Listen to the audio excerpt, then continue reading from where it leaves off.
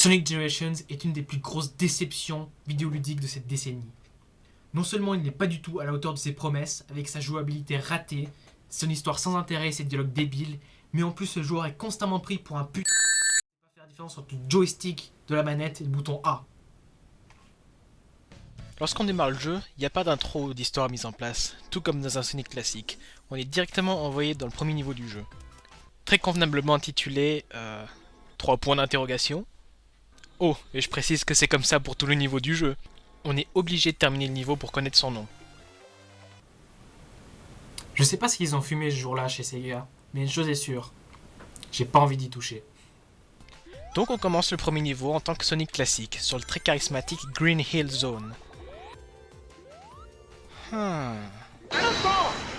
Je sais pas si je suis le seul à l'avoir marqué, mais je trouve que Sonic est quand même vachement minuscule. Je veux dire, comparer ce screenshot de Sonic Generations et ce screenshot de Sonic 2 sur Mega Drive. Il y a quand même une énorme différence de proportion entre les deux Sonic. Et c'est là que les problèmes commencent. Cette erreur de proportion a totalement changé la physique du jeu. Non seulement nos sauts sont devenus absolument ridicules, mais en plus une simple ligne droite peut se transformer en une autoroute de plusieurs kilomètres de long. Au début de chaque niveau, on a le droit à un léger hommage à leurs niveaux originaux, qui ont été recréés pour les quelques premiers mètres, avant de changer radicalement de design. Et ça, c'est un point très important que je souhaitais mentionner. Le jeu n'est pas un simple et bête remake des premiers Sonic. Les niveaux ont été totalement repensés et modifiés pour qu'ils soient complètement différents de leurs prédécesseurs. Donc après avoir couru quelques secondes,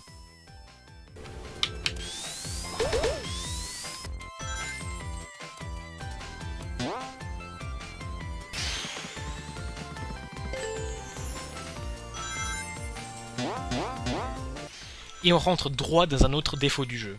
Le jeu n'a pas été pensé avec la plateforme en tête, mais plutôt avec la vitesse. Au final, on comprend absolument rien à ce qui se passe et on n'a aucun contrôle sur le personnage.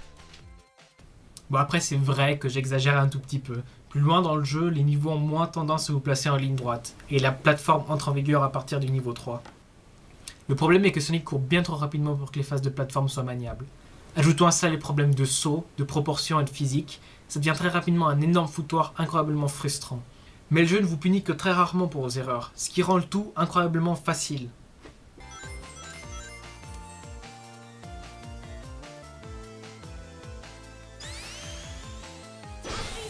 Oh, alors maintenant le spin dash a été simplifié, il suffit juste d'appuyer sur X pour être propulsé.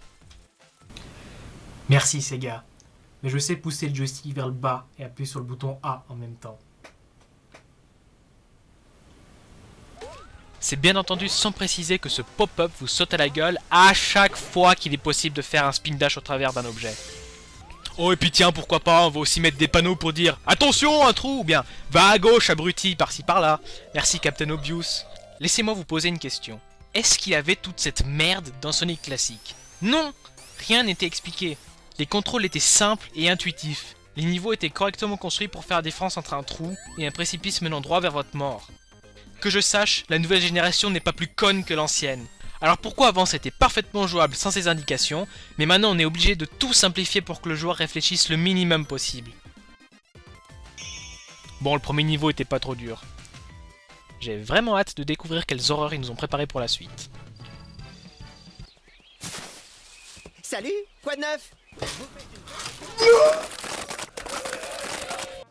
Mais bon Dieu, mais qu'est-ce qu'ils ont fait? C'est quoi ces voix? Ils ont été pêchés où ces pauvres gens? Et pourquoi ils ont pas conservé les voix originales? Comme dans tous les autres Sonic? Hey, c'est pas cool! Je suis un acteur! Bla bla bla bla bla. L'histoire est bidon et sans intérêt. En gros, les amis de Sonic ont été kidnappés par un monstre qui voyage à travers le temps, et votre but est de contrôler les deux Sonic pour sauver vos amis au travers de mondes que vous avez déjà visités dans les précédents jeux. Vous vous souvenez de l'histoire de Sonic Adventure 1 et 2 sur Dreamcast? L'histoire était prenante, avec des retournements de situation, des moments émouvants expliquant l'origine et le rôle de chaque personnage différent de Sonic. Et bon Dieu, le monde a failli être détruit 2 fois. La première fois, c'était un monstre pratiquement invincible qui engloutinait tout sur son passage, et la deuxième fois, c'est la Terre qui a failli être zappée par un rayon laser venant de l'espace. Et l'histoire est totalement inexistante. C'est juste un prétexte pour faire apparaître les deux Sonic. Et je parle même pas des dialogues, dignes des plus gros films amateurs faits par des gosses de 6 ans. Tu m'as sauvé, Sonic! J'avais tellement peur de ne plus pouvoir flirter avec toi!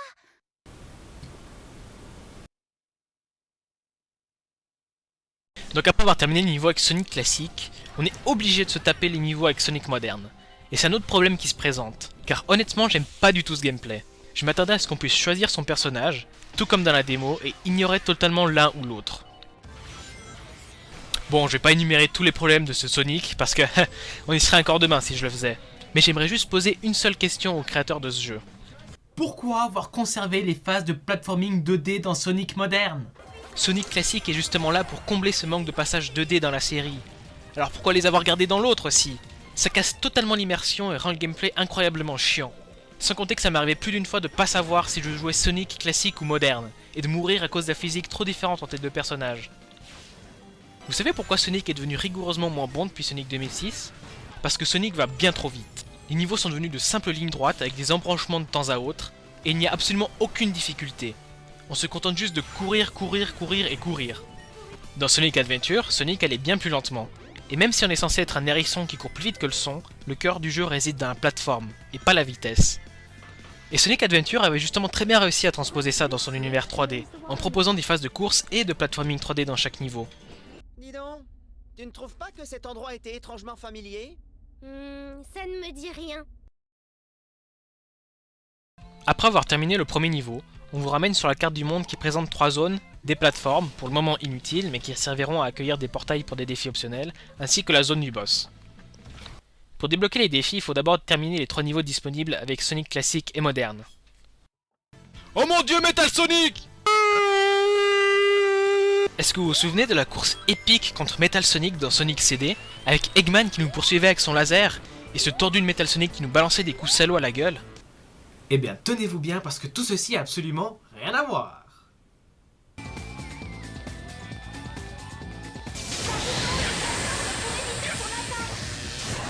arrache les réverbères pour les lancer sur toi. La course épique contre Metal Sonic s'est transformée en un affrontement qu'on ne peut pas perdre, puisque la course ne se termine que lorsque vous avez mis Metal Sonic à terre 4 fois. Le combat est tellement simple que j'ai envie d'en pleurer. Comment peut-on réduire un personnage aussi épique au stade de boss de seconde zone? Après avoir battu le boss, on obtient une des 7 Chaos Emerald, qui sont ces pierres légendaires permettant de se transformer en Super Saiyan à la sauce Sonic. Le problème avec les Chaos Emerald, 4 des 7 émeraudes se trouvent dans les phases obligatoires du jeu, respectivement une pour les 3 boss à la fin de chaque partie du monde, et une que Sonic trouve lors d'une cinématique. Les 3 dernières se trouvent justement dans ces 3 niveaux bonus défis contre des boss ultra simples et sans aucun challenge. Pas de bonus stage, aucune difficulté, et par-dessus tout, les émeraudes ne servent que de clé pour avoir la vraie fin du jeu. Pas de transformation supersonique dans les niveaux. Quel gâchis! Les boss dans le jeu sont extrêmement chiants, regorgent de séquences d'esquives ultra longues, et au final un combat peut durer jusqu'à 10 minutes. 10 longues minutes à répéter les mêmes actions encore et toujours. Avant de m'aventurer plus loin, j'aimerais juste faire une toute petite parenthèse pour vous montrer à quoi aurait pu ressembler Sonic Generations s'il n'avait pas été raté. Je vous présente donc un jeu intitulé Sonic 2 Fan Remix.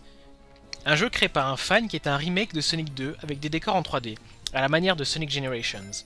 C'est un simple remake dont les niveaux sont exactement identiques à ceux de Sonic 2, le seul bémol de ce jeu, car on cherchait plus à avoir un jeu original plutôt qu'une simple refonte graphique. Mais c'est juste un exemple de Sonic classique réalisé correctement. Sonic se contrôle exactement de la même manière qu'un Sonic classique, les proportions sont correctes, la vitesse bien dosée et au final, on se sent exactement comme dans Sonic 2, mais en bien plus beau. Je souhaitais juste présenter ce petit jeu, malheureusement tombé à l'abandon, non seulement pour vous montrer que les fans font un bien meilleur travail que Sega eux-mêmes sur leur propre jeu, mais aussi que les graphismes 3D n'influent strictement en rien sur le gameplay d'un Sonic classique.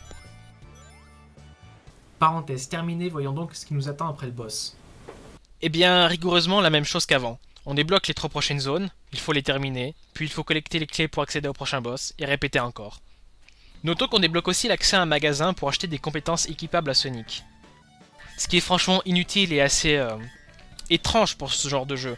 Surtout que la majorité des compétences sont des éléments de base du gameplay de Sonic classique, qui ont été retirés. Comme par exemple le bouclier, ou le fait de pas se casser la gueule et rester par terre pendant 3 minutes quand on se fait toucher. On peut dire que vous avez du pain sur la planche. Après tout, c'est pas drôle si c'est trop facile. Mais c'est facile! Après 4 heures de pure souffrance à m'efforcer à terminer ce jeu, j'arrive enfin devant LE dernier boss. La zone finale, l'endroit où on contrôle Super Sonic dans l'espace pour enfin finir avec Eggman. Et je n'ai absolument jamais réussi à terminer ce niveau. Pas à cause de la difficulté, non, non, non. À cause de ça. Fais attention, Sonic! On dirait un coup téléguidé. Fais attention, Sonic. On dirait un coup téléguidé. Fais attention, Sonic! Ce tir va te prendre en chasse! Fais attention, Sonic. Ce tir va te prendre en chasse! Fais attention, Sonic! On dirait un coup téléguidé. Fais attention, Sonic! On dirait un coup téléguidé! Fais attention, Sonic. Téléguidé! Fais attention, Sonic! On dirait un coup téléguidé. Fais attention, Sonic. On dirait que ce coup te poursuit. Fais attention, Sonic! On dirait un coup téléguidé. Ta gueule! Ce jeu est une abomination créée par des esprits sadiques. On nous prend sans cesse pour des abrutis en nous répétant les mêmes informations. Sonic classique a été totalement raté. Le gameplay de Sonic moderne est ennuyeux à souhait. Un système de compétences dysfonctionnel et confus qui n'a rien à faire là. Une histoire débile et sans intérêt, des dialogues vomitifs, des acteurs vocaux trouvés dans la rue, un jeu d'une facilité dérisoire et enfin une absence totale de mode multijoueur.